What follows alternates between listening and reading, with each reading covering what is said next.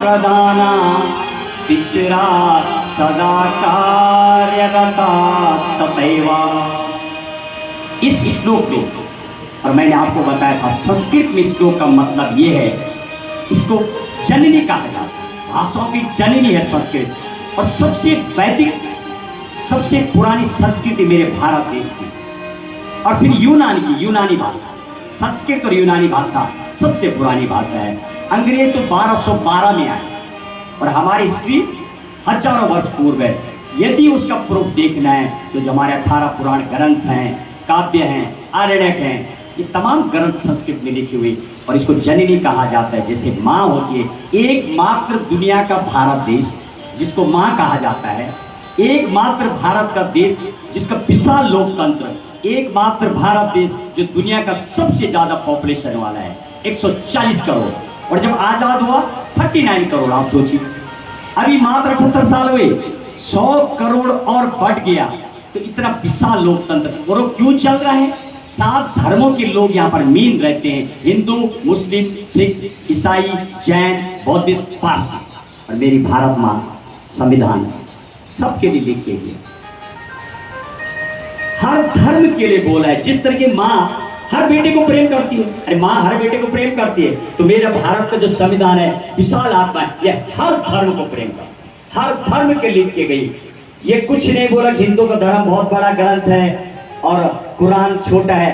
कुरान मुसलमानों अरबी में लिखा गया है, हिंदू के ग्रंथ संस्कृत में लिखे गए, और बाइबल अंग्रेजी में। गुरु गोविंद साहब ग्रंथ पंजाबी, गुरु गोविंद साहब ग्रंथ। यदि आपने गुरु गोविंद साहब किताब बोल दिया तो बहुत खुंदा खाएंगे, क्योंकि ग्रंथ बोलना मानते हैं, सुनते नहीं है।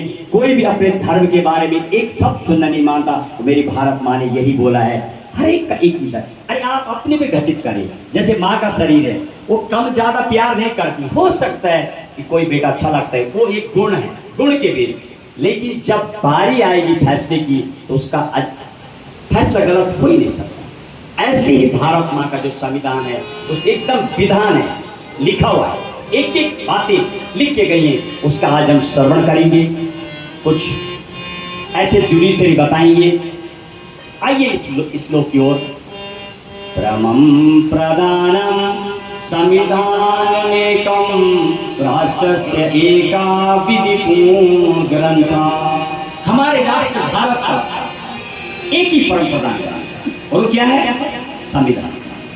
ग्रंथ सब है, लेकिन परम प्रधान ग्रंथ संविधान।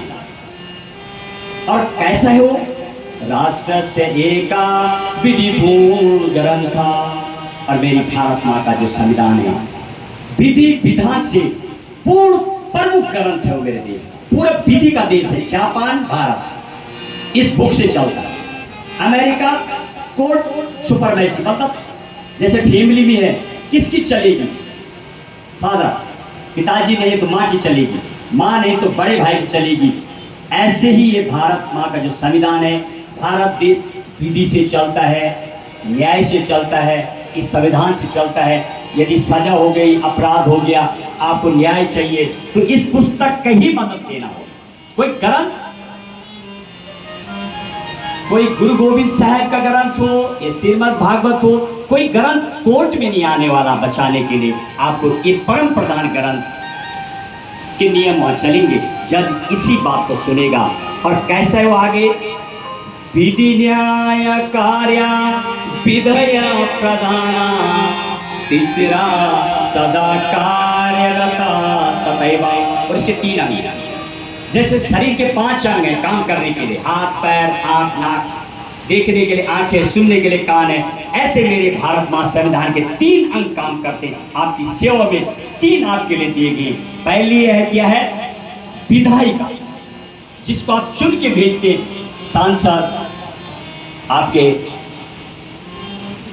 जो आपके विधायक जी हैं।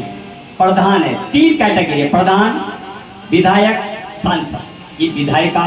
कार्यपालिका, जो आपके लिए काम करते, पुलिस अधिकारी, आपके घरों में पानी पहुंचाने के लिए जो कर्मचारी लगाए गए, वो कार्यपालिका में आते हैं। और तीसरी, यदि ये 2 न माने तो तीसरा दरवाजा कोर्ट, न्यायपालिका। इसकी प्रधानता है मेरे देश में, इस विधि से चलता है देश।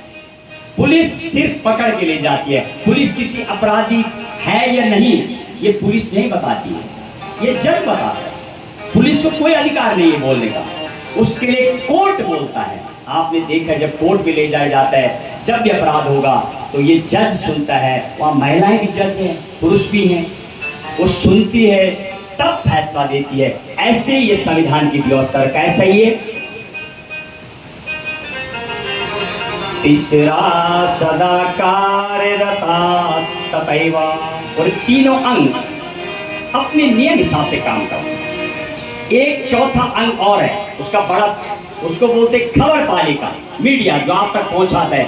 आज घटना घट गई ये मीडिया बताता है। तो चार, उसको चौथा स्तंभ बोला जाता है। उसका वर्णन दूसरे पेज में मिलेगा। विधायिका, कार्यपालिका और न्यायपालिका का वर्णन मिलता है। इसके बाद हम आज आपको थोड़ा कुछ अधिकार बताएंगे। आप सब, एक केस है मेरी माताओं, एक शंकराचार्य का केस सुनाएंगे आपको। संविधान में व्यवस्था है, तारीखों का वर्णन करेंगे। 26 तारीख, 17 तारीख मैंने आपको बताया था 1498 से लेके 1947 तक हमारा देश गुलाम रहा। कुछ तारीखें हर आदमी की फिक्स होती है, पॉजिटिव और नेगेटिव। आपको दिमाग में रहता है यार इस दिन गड़बड़ हुआ था मेरे जीवन में, वो तारीख आपको झकझोरती है।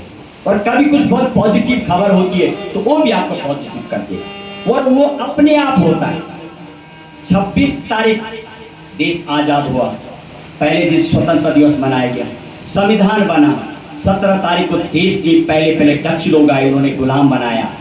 अंग्रेज जो ब्रिटेन के लोग हैं उन्होंने 56 देशों को गुलाम बनाया, सिर्फ हमें नहीं बनाया।